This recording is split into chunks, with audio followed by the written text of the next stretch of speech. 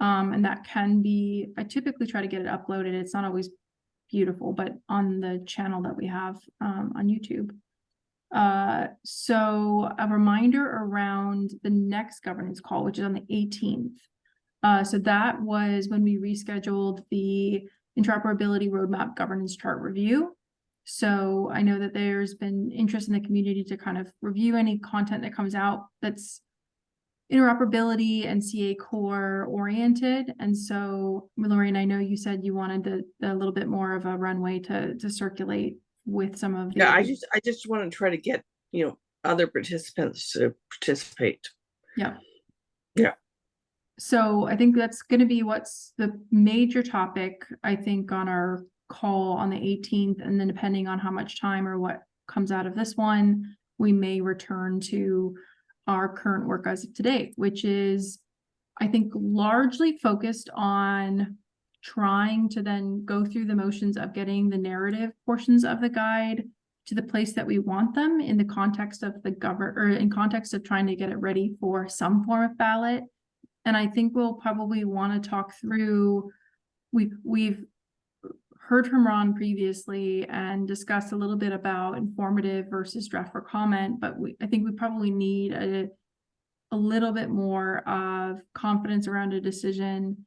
Particularly, Lorraine, I know you brought up in a different call last week around, did we consider trial use? And so I think we need to have a discussion on, is this applicable to us? Does it change our decision making? And which one folks actually want to formally work through. So I thought we might start with that because it's more decisioning based, and then go into the actual nitty gritty, which I know is not necessarily a governance topic, but the last time we spoke, we agreed to use a handful of the sessions just because this is a volunteer effort. And if it's important to us to progress this, we just got to get the narrative content in play. Yes. Anything else that folks want to make sure they see on the agenda that we talk through before we start a conversation around? So we're considering balloting, which is the right level.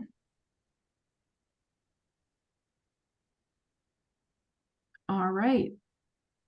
And Lorraine, I might lean on you a little bit for this piece of the conversation, particularly around, I think you had mentioned, is the community interested in this kind of the pushing it forward more as a trial use concept? I have, So, go ahead. Go ahead. So sorry, I didn't mean to interrupt you. Go ahead. Oh, well, the only thing I was going to mention is I thought it might be helpful coming in to just do a quick refresh of, what started the conversation related to those ANSI HL7 essential requirements, and then refresh ourselves on how these are defined from the FHIR perspective, and a little bit about how we've talked about that maturity level in the context of a baseline before making that decision. Yeah. So the essential requirements are really around normative standards. Yeah. Anything that's not normative is described in the GOM in HL7 International.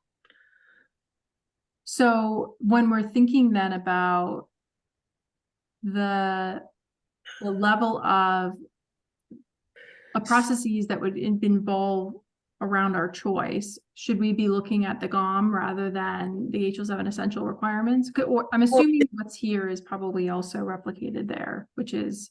It depends on our goals. So what we call the normative track at HL7 International starts with, and many people skip over draft or comment, depending, and they go through STU to normative. An informative ballot generally is something that's not considered to be, it's just considered to be advice, but it's not on the track to eventually get to normative. And so when we talked about informative in the past, I think the idea was we were trying to identify what was our place as a base that's not necessarily directly implementable. Yeah, so actually others may differ, but my opinion is informative is the wrong thing. We might go draft for comment if we think we're not ready to be trial use. So if you look at the draft there, yeah, reviewed, safe for implementation, in development stage. and you're trying to get feedback. Yep. So, and actually in HL7 International, if you ballot something as draft, it doesn't get published. Let me actually just, Now, What? now for us, we don't have to be constrained by those rules. We have our own rules. and so when you say it doesn't get published, you mean, It doesn't show up on the standards grid as a standard. Right. but you could navigate to it via the implementation guide registry and you. No, not necessarily. Oh, right, if you're not so if you're not doing it through your affiliate. Yeah. But doing it through the affiliate, we have slightly different rules. I actually think that the material we have is mature enough to go out for trial use, but I don't know what others think. I would agree. And so what would be the indicators that you'd be looking for, okay, it's mature enough for us to consider leapfrogging the draft for comment? Well, draft for comment is not something that you have to go through, right? You go to draft for comment if you want to get some feedback because the material you're working on is somewhat immature, but you want to get some feedback from the community about what you're doing. And I think we've gone through all of the things to get the, in terms of the due diligence review. That's where my mind was going. And some of the other things, I think we've gone through all of the things that you would normally do that would drive a draft for comment ballot, in my opinion. I think I would agree that our material is not mature enough to go to a normative ballot, but a trial use saying this is ready for you guys to say, let's try to use it and give us some feedback about how it works. My opinion is that I think that's where we are. And I heard Elliot pipe in earlier. Yeah. So I would agree. I think even with the work going on with CA Core Plus or whatever it is, that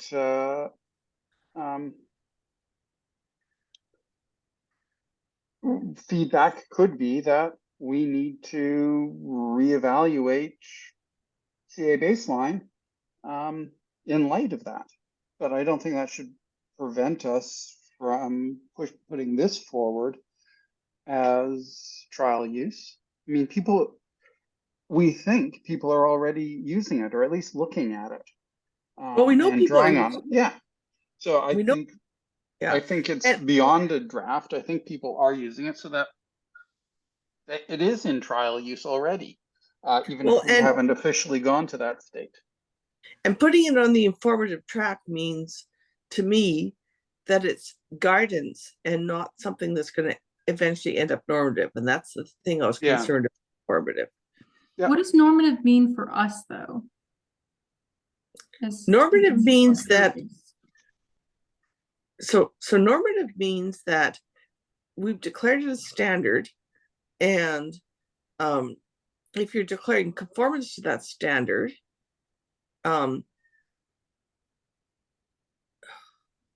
sorry, I'm losing my words here.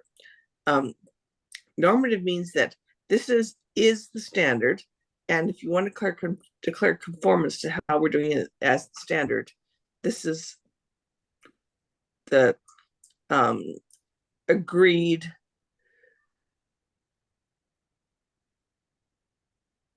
I might need Elliot to help me there. This is the agreed, this is how we've agreed that we do things, period, in a normative way in the organization. Now, there's a whole bunch of stuff in R5 that will probably go normative in R6, for instance, but the normative for international doesn't have to we don't have to couple our normative to their normative necessarily. Yeah, so like some of the specific rules around has been approved maybe by some of like the specific working groups that are called out in the ANSI standards processes may not be relevant as much to us. I Well, thought we used to have, back in the standards collaborative days, we used to have rules about these things for us. What we declared trial use, what we Yeah. declared normative. I'm but not sure where a those lot of rules actually ended up, but and a lot of those governed content that was intended to inform direct implementations though, right? Or was it being applied to like an abstract level of standards?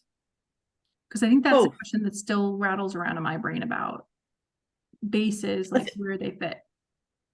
Well, when InfoWay was still doing trial use and normative, that was back in the V3 days, right? So we weren't necessarily doing abstract levels. We were taking the universal specs and then constraining them for Canada and balloting them for Canada. So when we were doing that Canadian wise, that was a different level of specificity, probably. The other content I think that I might add here is just, is it safe to say content that would be expected to be in the future locked down and like highly stabilized, like constraints? That would be another kind of definitional component of the choice to go down the normative track. Whereas like we're making a constraint about the identifier modeling, and maybe that's a place where we're saying eventually we'll be able to lock that down. Yeah, frankly, the baseline work we're doing, I think if it's not on the normative track, someplace, it might be still be draft for comment. I think it should be higher, but if it's not, the question is, why are we doing it? Yep. Are we thinking? Go ahead. I was just going to ask, are we thinking of putting this label to the individual resource or as a whole? Well, it depends on how we decide to scope the ballot. Yeah, I personally think that we should go for trial use, given the definition. And my understanding is this has been used for the patient summary. I believe this is also a baseline for BC. It has been, yes. Yeah, so there's been,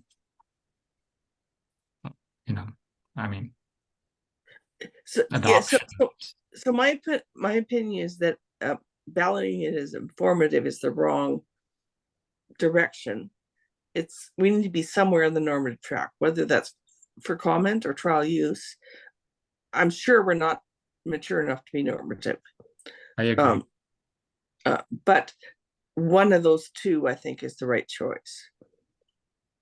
Do you think if our identity was more strongly rooted into we provide guidance to iGuide authors for what they should consider modeling? To me, that's in the informative guidance space. I think where the line gets blurred is in the past where, we talk about ways of utilizing and start talking about like technical mechanisms of use.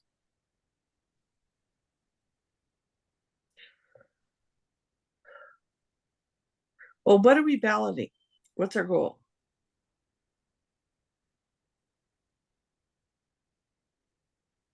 So I brought in our discussion around goals here, and I'll actually make them a little larger. But we weren't specific about whether or not we were balloting guidance or balloting resources and like. But if we're balloting the profiles we've defined, that's computable. That's not just guidance. Yeah.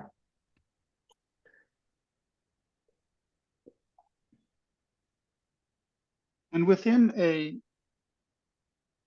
standard, a normative document, there's nothing wrong with having informative content. Correct. There's all sorts of stuff in the FHIR spec, that talks about, how various resources work together and are envisioned to operate. That's not normative content. Correct. So is this fair through normative track?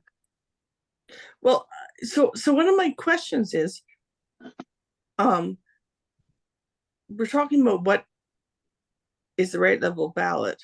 Is there something about trial use ballot that creates problems or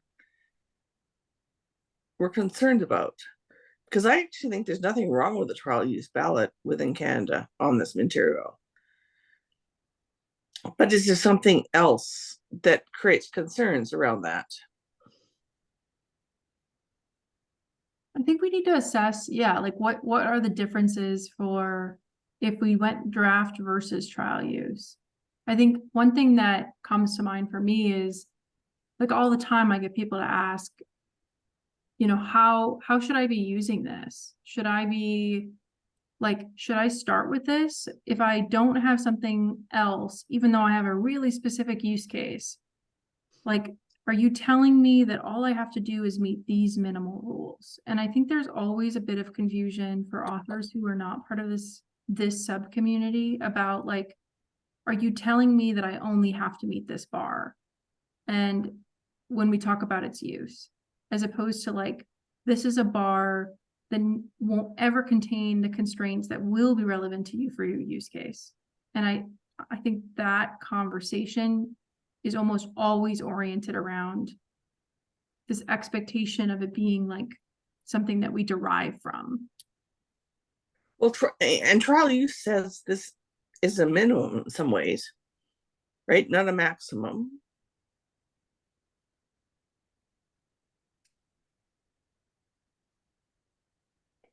Yeah, I just think as more and more comes out with both the CA core and the actual like the domain profiles that come out of the data sets, I think that that's the question that I have in my mind, which is like, does it create confusion to authors who probably actually need to be looking at constraints that are much closer to what they're implementing if we say, okay, this is up for trial use?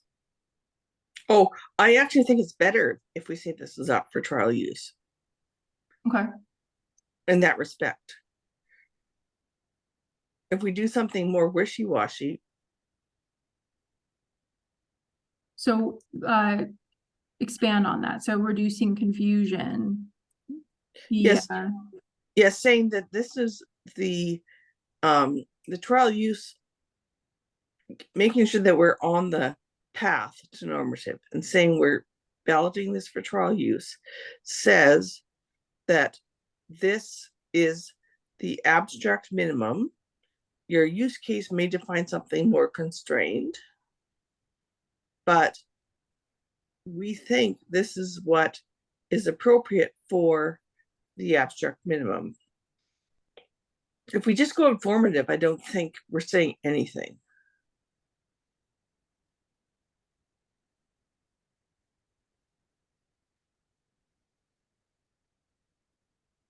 Other thoughts?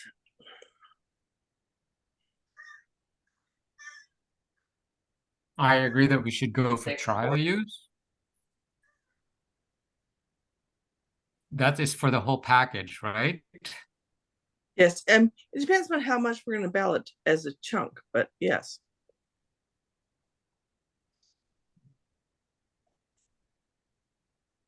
Obviously, you're going to have the normative content there, which is what is normative in. Well, what's normative in the international doesn't have to be normative here. We can still do trial use on our profiles against the normative content. Are you suggesting that we put like we change the designation, say, for example, a patient to trial use in Canada? Well, it Yes, would be level of maturity of resource and guide, which we separate from the level of maturity of the FHIR profile and guide versus the FHIR resource. yeah, and we have extensions on patient wishes normative internationally, but our extensions might still be trial use. Yeah, I think we may need to walk through how we're going to do this, like how, you know, not to confuse people in terms of our labeling. I thought at one point in time, we actually, I don't know why the build is being weird about the all artifacts one, but we had up a page that specifically says, here is the level that this guide defines of maturity that the profiles have gone through. It is distinct from the maturity level of the resources that FHIR sets out.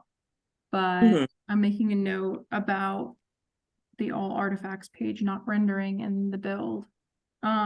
Yes, but our definition of what we say is independent of the HL7 international one.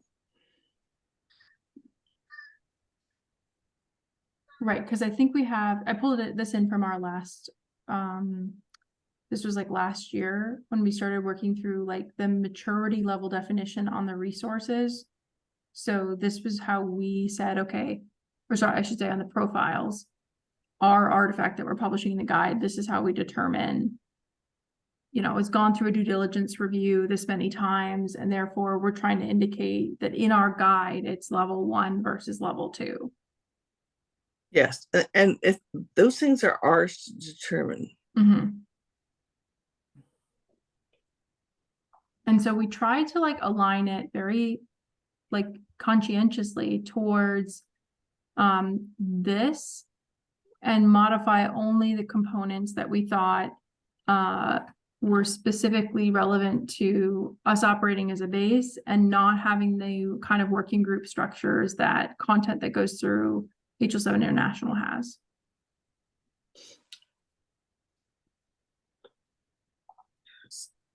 So I thought I would pull it up because I actually think, so if we're looking at like kind of draft, I think we start getting into the trial use in 1 and 2, and this is how we initially imagined trial use would look like, based on our artifact, its application to our artifact, so its application on our profiles. So no warnings, formal internal review by our working stream, substantially complete and ready for trial use. And to be fair, our publishing of the CA baseline, we moved into 100 and made the decision this past, what was it, fall, to put out the guide as 100 trial use. Well, I actually think that that's where we are. So if Yeah. we want to ballot it, I think we ballot it as trial use. That's my opinion.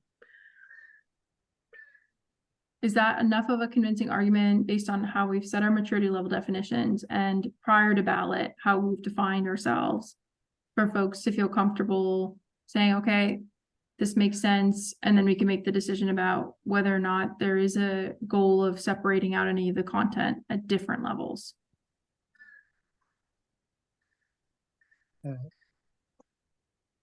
Hi, Karen. This is Mukesh. So I think it's a pretty good discussion we have. So not in the firewall, but in some other standards, what we have done, we see like in the draft phase, when it's in draft, before moving to the trial use, we did the pilot in some of the system. Okay, the value set for the standards we want to implement. Okay, how about we should pilot in somewhere in some organization or small hospital and see how things work. And one, definitely you do get some bugs or some issues, you fix those ones. Then you move to the trial use and it open internal users only before going to the public for everyone. So that is what we did, make it a trial use then. And after trial use, okay, so everything is fixed, now make it normative. So Mukesh, are you suggesting something other than trial use? No, I'm giving, means that could be the one thing if we want to see, means do we want to do any pilot, or if we have done any pilot in the draft phase, then we can reference that, okay, we did the pilot and now we are going to trial use for the bigger audience. I Just think, my thought. yeah, Mikesh, where I think we are, given the work that the committee's done on the due diligence reviews against the existing standards, is that we've already done the pilot. Yeah, yes, yeah. So Yeah. we can Um, reference from it, yeah. And so going into trial use, I mean, doesn't mean we can't change it based on experience. Right? No, That's one yeah, of the points of I trial agree with use. you. Because I was just saying if we can reference somewhere, okay, we did pilot and it worked fine, and that could be just to make a note for our reference or before going for the ballot or something. Thank you. So I think we can, like, we don't have it on this, but we have a place where that might fit to say, like, how did we make the decision around our ballot target? That we can say, okay, well, we felt based on these pieces, which is it's gone through DDR, we know authors are actively utilizing it in different ways. That is evidence for our decision to go through with the trial use, if that's what folks want to move forward with.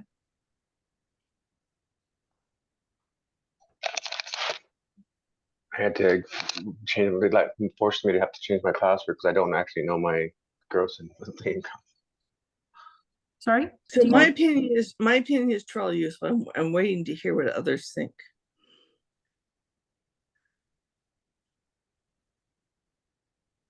I agree with Lorraine. Means once we have done some piloting, so we agree with. I think I'm okay if we are going with trial use. I think informative puts us on the wrong track.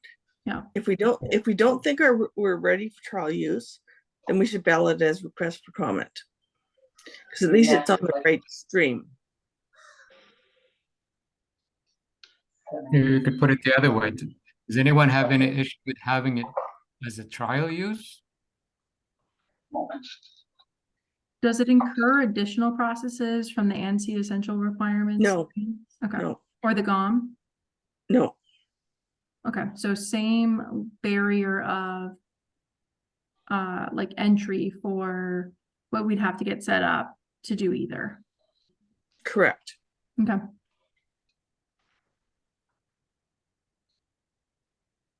I think if that's the case, and we can really lean into this piece, which is our intent is to provide really clear guidance on Oh, you have to take how time this works. 11:14. Oh, sorry, Dean, you're not muted. I may have to mute you if you can't hear us. Okay. Are there any other concerns that we would want to resolve before actioning on a decision? Does it change like our content bar that we have to be at?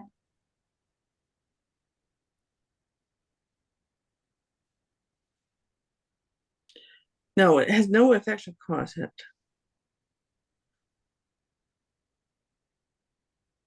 And because this is a Canadian decision around trial use, we can define what the requirements are. It doesn't have, we can use the international ones, but it doesn't have to be the same.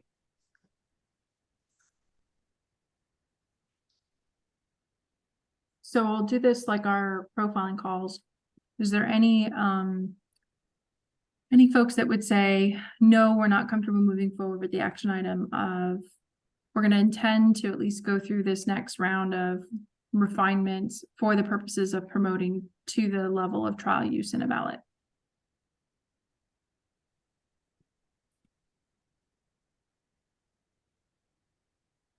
All right, then hearing none. Oh, I saw Thomas get off mute. Yeah, and just one thing, and I heard it repeatedly talk about ANSI. I think the bar may be too high, and my understanding, just based on the document, if there's any kind of I call it headwind, we might think about the different layer, try to find a common ground, more positive word, I call it. And as I said, okay, there's a Canadian version of profile IG. We try to go as high as possible. And so, for example, we all know that it is we try to go to NC level, but if we cannot reach the bar, we stay at the HL7 international, or still cannot reach that bar, we just stay with HL7 Canadian affiliate. There are 3 layers. At least the bottom layer, which will stay there. That's the Yeah. bottom line. So the ANSI normative level is separate from STU. And HL7 International is actually working on a standard that's in between STU and the ANSI approved standards. So they're currently defining that right now. So I think we sort of watch what goes on there and then decide how we want to react. Yeah, I'm not good at this, the governance how to process there, but based on the confluence that information there, and based on their given example there, they talk about if there's any IG or package cannot meet the NC that requirements, they've been pulled out, but still be recognized as HL7, that layer, the package. So in that manner, it's called a withdraw. Sorry, withdraw. Okay. In Yeah, that manner, they're still talking about that right now. Yeah. The last TSC minutes I looked at, they were reviewing the rules around how something stays as an HL7 standard if it's not an ANSI standard. So I think that's a separate conversation from the conversation we're having here. But yeah, it is something we want to keep reviewing and monitoring. I agree with you, Thomas. Yeah, maybe I didn't clarify my thought here. Actually, my goal actually just you questioned at the very beginning. What's the goal? What's the reason why we want to have this discussion? My thought actually just want to have this piece of very valuable deliverables to be posted to find a milestone and to keep it one snapshot. And so that's my thought. And I think we want them to be Canadian Standards Association standards.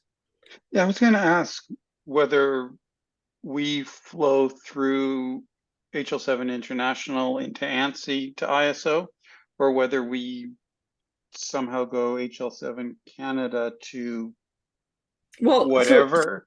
My understanding is that the Canadian Standards Association recognizes the standards that are recognized by ANSI in the States. And then those two together flow to ISO in the international community. But we might want to get some clarification on that. But that's my understanding. And Elliot, your question, is it like, would it make a difference in terms of like where folks would find our content? What's the driving difference that you're curious about? I don't know. We're talking a lot about meeting HL7 International essential requirements. If our standard flows up through CSA, I don't know that we need to meet HL7's essential requirements. They're pretty comparable to start with. Yeah. The other thing is that, I keep getting questions about is from different jurisdictional organizations, has Canada declared this a standard? And therefore, should I try to meet it? And we need to have a mechanism to express that, yes, Canada has said, we've done the review, we've created this material. It's been reviewed for a trial use level. It's been reviewed at a normative level. This is a standard. And our jurisdictions are looking to us to say, this is what I have to comply with. I do agree with you, but from my point, and I'm a kind of lazy person, so I prefer to go to the easier way, to go to the, as you mentioned, the Canada-wide first to get it balloted in Canada and being, endorsed. That's the first step. If there's any possibility there, we will push this to the international level. So go to this way instead of, go to the HL7 international level, go through that process, waiting, there's lots of uncontrollable factors there, but within Canada might be more manageable.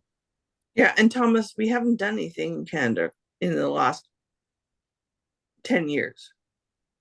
Let's make it first. Yes, I think we need to start doing that. In fact, that's one of the requirements of the HL7 affiliate agreement that we've signed to. Is that within our jurisdiction, we will apply a process, and it doesn't define the process. It just says we have to pick a process and abide by it. But we will define a process to decide what is our agreed standards. So I think what Sheridan's talking about is trying to fulfill that commitment. So do we have a template follow, or should we talk about it with Ron Parker and about it? Well, you can talk to Ron, but I think the actual definition is up to us. I mean, there's any template to follow to go through these letters, and so that we could see our package is ready for the ballot within Canada. Do we have this template available, or we have to start from scratch to do our own due diligence and try to create this template as well? I'm not sure. My understanding is that there's some support for HL7 International on that, but in general, we can use it or not. It's up to us. And bringing Ron into this conversation is probably useful. Mm-hmm. But the question that's on the slide in front of us is somewhat orthogonal. That's the word I was looking for. Orthogonal to that conversation. Mm-hmm. So there's the how, and there's what should we do. And I think that what Sheridan is asking us is what should we do? Yeah, the target that we're trying to reach, and Yeah, confirming that the target matches with our goal. And then we can work out the how. So I'll ask my question again, because I would love to have a formal decision, which is, would anyone vote against the decision that we document here to just move forward with, from what we know today, we want to pursue ballot at the level of trial implementation, and that at least right now, we don't anticipate a change, I think, in the type of narrative refinements beyond what we've already defined. Well, we can make changes in narrative regardless. We actually don't have any governance that says I can make a motion, but I'm going to anyway. Yep. And I will second. Yes, so yes, Elliot, you can second, but I'm going to move that we put the Canadian baseline material as currently developed to a trial use ballot within Canada. Can I make a correction before you would go on a vote on that? Which is to say, as it's developed with the additions that we've identified. What additions we've identified? So there are some content that we have that exists outside the guide that specifically talk about here's how you use it, here's how it's positioned with other guides. Okay, so that's a friendly amendment. Yeah. We will take the current Canadian baseline standard with the updated narrative guidance to trial use ballot. And I'm not going to put a timeline on it because I don't know when you want to do it, but that's my motion. Elliot, are you comfortable seconding that? I am. All right. And then I think I have to ask for abstentions, negatives. Those are the ones we really care about. And then yeses is anyone that falls outside of those two buckets. All right. So that's the decision that we'll record and have a recording on. 0. You are, Thank you, Sheridan. so you Not guys are that- not that- going, how many is it? 9? No, you Yes. can't vote. 8? The chair can't vote normally, but I was gonna say, not that we have any governance that says we can Not do that- this. Yeah, so for the Yeah. folks on the call that this seems unfamiliar, this is the process that HL7 International follows with its working groups that are formally chaired and have votes and rules around that. So perhaps a good little kind of intro activity, but not something that we're Yeah. pulled into until we note that we are. All right, beautiful. So that was, So, Do you need to include the names on that PowerPoint if that's going out, or yes, will the names on this call be included somewhere else that they're not gonna get lost? so once you're saying that is a trial means a trial use, correct? yeah. And right now it's effectively we'll have our presentation and our recording. So I would say we certainly can record this like in physical document, though because we don't have a process where we have a minute taker and we have kind of formal templating. I would leave it up to folks to say when that's really important that we document. So the corollary question is, how does this relate to CA Core and CA Core Plus? You mean the decisioning that we made or the name piece? The decisioning and the direction that InfoWay is doing with CA Core. Well, I know Ron's been spending quite a lot of time with InfoWay and with the remainder of the community talking about the merits of these processes. And so my hope is that if we are clear enough in what we talk about for this is how you use it, this is our intent for why we balloted at this, and it reinforces that use that isn't competitive in nature to the other specifications that are produced, that wouldn't bring us out of alignment with, like, a decision to do a trial implementation ballot wouldn't bring us out of alignment. That's my hope. I would support that hope. I'm just not confident. We shouldn't just target any specific future coming those specification or IG implementation. We might just use, as a Sheridan mentioned, give a very overview, maybe several sentences to tell the current potential users, and we welcome everyone adopt this piece of valuable package. And I hope this will be very, this package will benefit the current and the future implementers at any levels. Just use those words as an overview to cover all those, unknown parts. Yeah. Thank you, Thomas. You might actually have to type those up. I will try.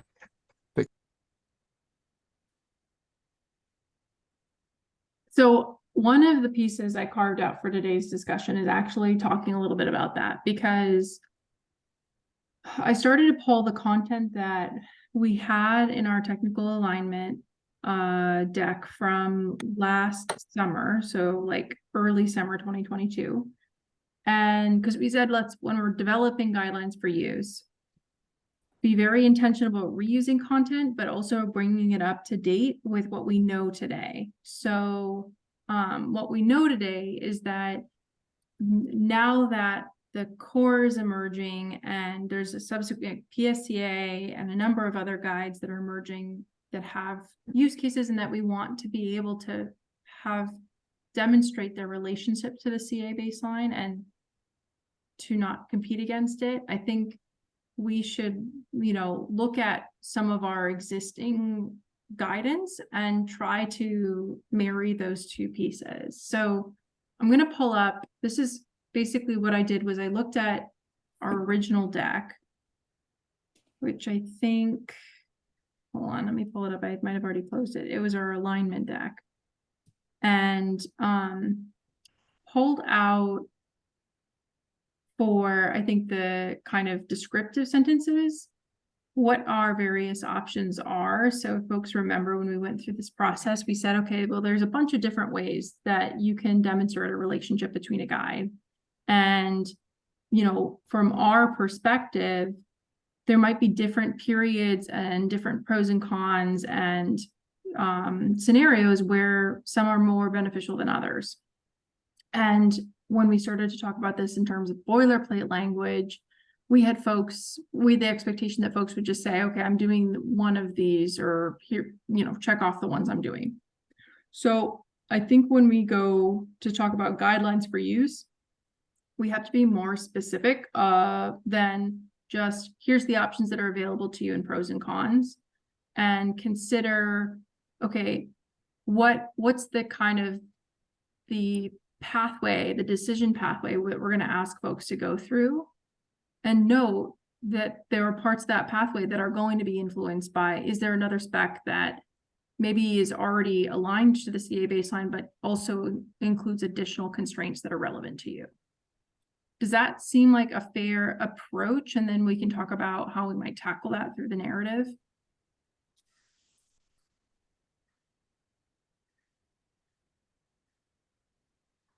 Is any of that surprising to folks? Is like, that isn't where we want to be pushing this type of content around guidelines for use? Well, I think a page that describes, you know, sort of the 4 choices is useful. So the way I've structured it in my thinking is we probably want guidelines for use and positioning with other specifications together. And then starting with some language, what I've proposed here is that for, you know, a new author introduces this idea of, you know, here's our intent. There are many ways of achieving that with our FHIR mechanisms. And there are pros and cons to using certain mechanisms for guides that are closer to base or baseline.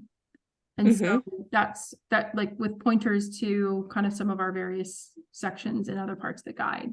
That description, I think, Lorraine, that you were mentioning would be helpful. I think having that come first and just dropping the content that we have from our existing deck. And then I think we do need to have a separate set of guidance after we identify that says, okay, you know, if these are when you're starting off, maybe start this way.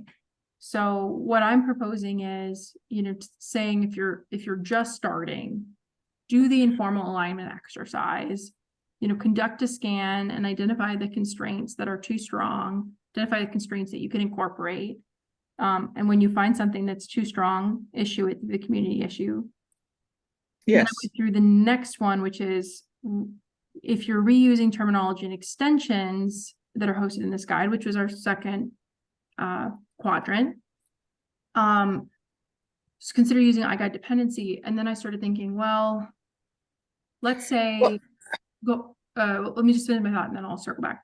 So if we are successful in getting content into the CA core, like our constraints being shared and then staying in sync with CA core, it is likely that some of this content, like extensions and the value sets, would be hosted outside of the CA baseline. So that's one of the reasons I thought maybe let's put some type of asterisk in there. I'd agree with that. The other asterisk here, and it's just because it's come up recently, is making sure we decide when it's appropriate to put naming systems in the Canadian URI registry. And because the baseline uses the URI registry for most things, but not all of the other specs do. So some guidance around the relationship between the URI registry, which in some ways basically was born out of the OID registry from prior days, but making sure we use that in an appropriate way and what the naming conventions are, etc. That's the other piece here, I think. Mukesh, do you have comments? So one of the things that happened was the BC Core project tried to import a bunch of stuff in the URI registry, but some of them, I think just because of manual entry, ended up different. And if I look at the Ontario specs, Yes. the Ontario specs use the Thank you. URI. So, In the, yeah, Mukesh, I'll let you get in a minute. The Ontario specs use the URI registry for the national stuff, and then they define their own for their local codes. And I think that's probably the right approach, but we don't actually express it. Go ahead, Mukesh.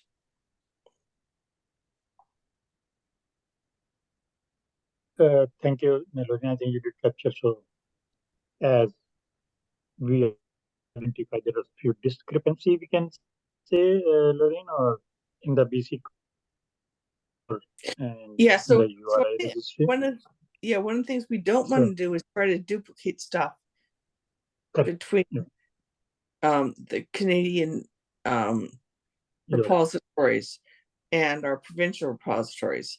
If it's truly federal, we should leave it there to make sure we don't have two different versions.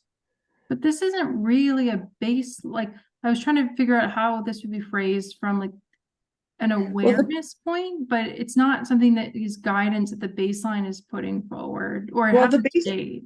the baseline actually, in terms of its identifiers, goes to the Canadian URI registry, right? And this came up because the BC profiles we have come off of the baseline, which reference the URI registry, which is actually different from the BC Core registry right now. Right, so some sort of guidance and guidelines on when you go to the national registry and when you don't is probably useful. That's all I'm saying.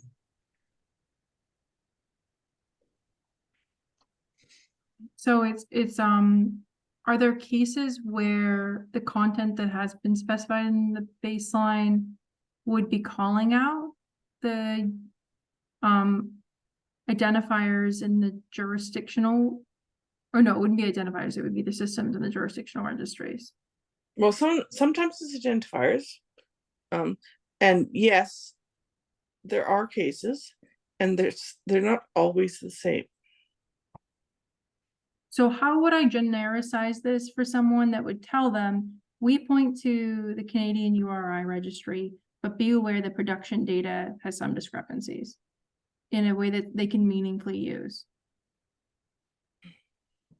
Thinking, sorry. Sorry, I'm trying to figure out like what, in the context of this, how to frame that.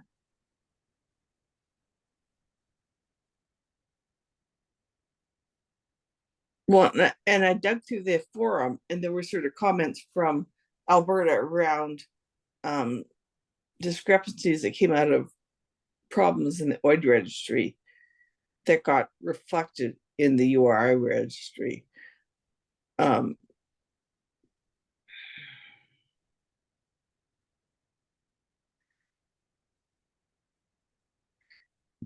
think we need to have some verbiage that says when you need to go to the federal URI registry and when the kinds of things that you're defining are jurisdictionally specific. And I think that's all we have to do. So I think this is only in scope for JHN slicing, right? Or is there another one that this has come up? No, it's not just JHN slicing. No, I mean, in the baseline, the things that we actually provide. In the baseline, no, it's not just JHNs. I think it's more general than that. It's what identifiers need to be national and what are jurisdictional. This one might be, I'm just looking at the time. I think this might be a can of worms that we need more than 3 minutes to talk through.